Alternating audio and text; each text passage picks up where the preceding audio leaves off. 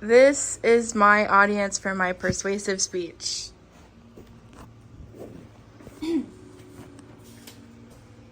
Hello everyone, I'm Megan Young, and today I will be talking about daylight savings time.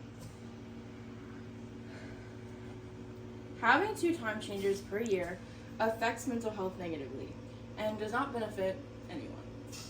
Time changes affect everyone around me.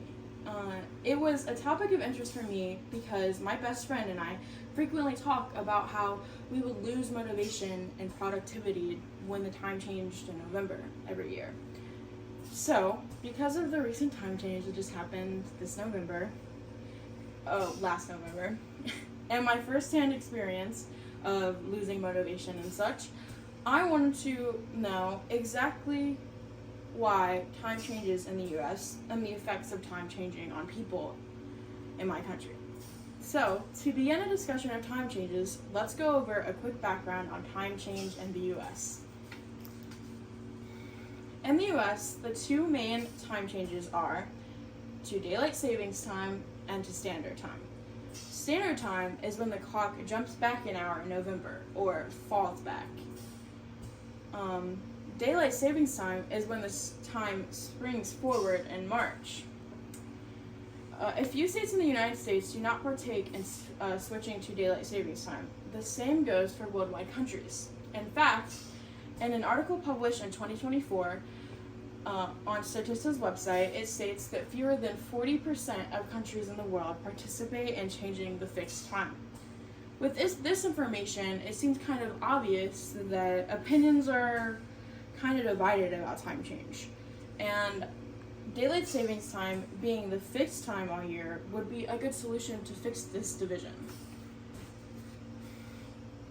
2 time changes per year is mentally taxing and even seemingly unnecessary. These time changes negatively impact mental health and do not allow for as much productivity as in the warmer, sunnier months like May through August and such. Mental health and health issues affect everyone everywhere, but we are focusing on those in the US that actively participate in time changes and are affected by it. Health and mental health are connected, so a lack of sleep because the time change can actually affect someone's overall health.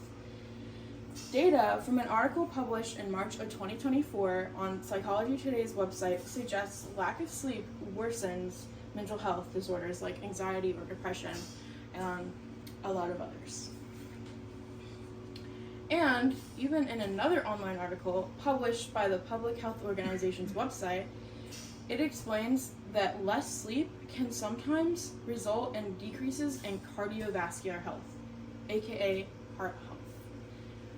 Waking and even worse, and it can result in weight gain and even worsen cognitive performance. This leads to many life-threatening accidents, like car accidents and heart attacks. So, we've heard about the negative effects of time changes. These effects relate to lack of sleep, physical health, mental health, and we talked about potential life-threatening accidents due to health issues.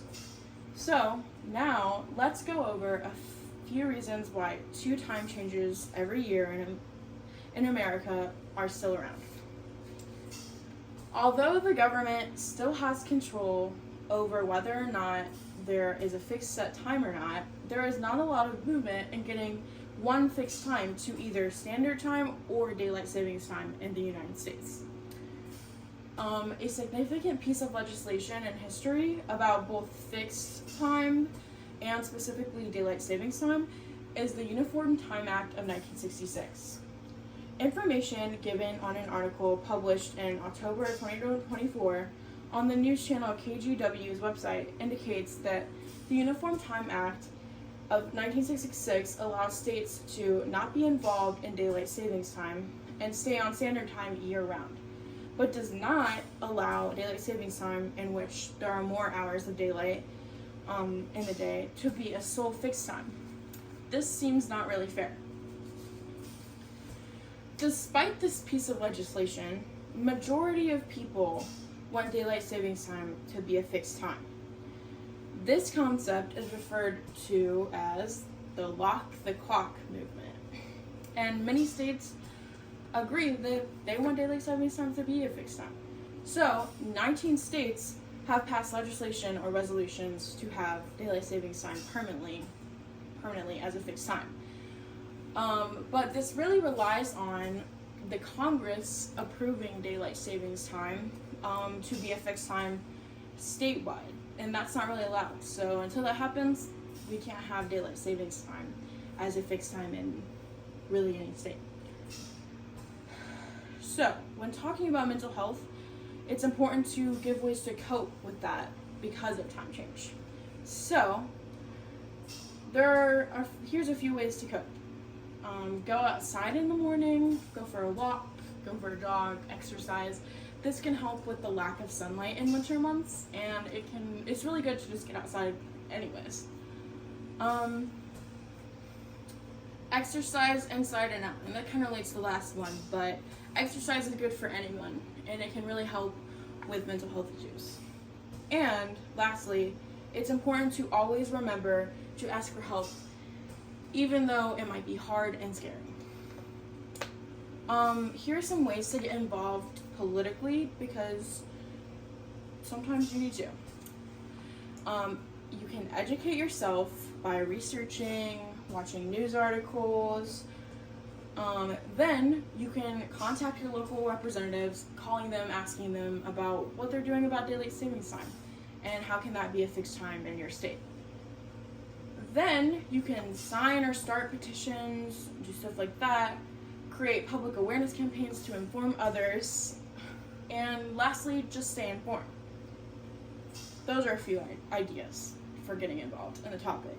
So, despite how much debate surrounds time changes, just standard time or daylight savings time, it is clear people in America and around the world do not think 2 time changes are necessary. So, that makes it clear that daylight savings time should stay year-round in the United States of America. Thank you. This is my audience after my persuasive speech.